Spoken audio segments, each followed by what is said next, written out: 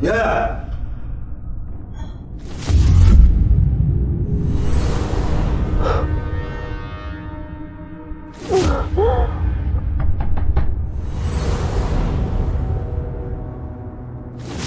Khalid!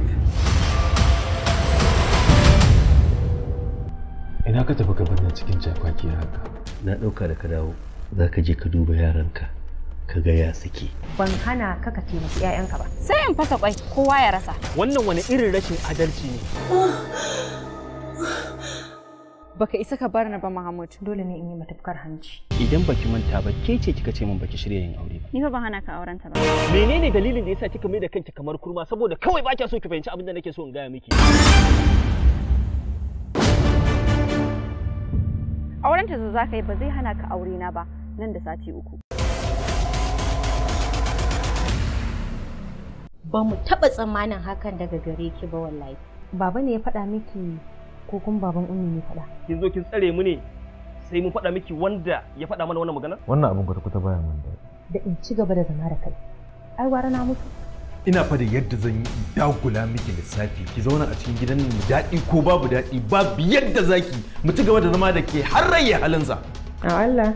Ai ka riga da ka makara. Malam Khalid ba san alƙalami ai ya riga da ya bushe. Mu an nuna mana gayu? Kawo wayan. Ba da kai aka shirya kashe ni ba? Dan na kasa ka gurin buruwa shine katsane ni. Kai har ka isa ka kasa ni wajen yarinya? Me kake nufi? Wallahi ko aure ban isa ba. Na gode sosai amaryata. Yaya. Kaga anti Jamila tana harara na ko? Mijina yake kira da mijinki?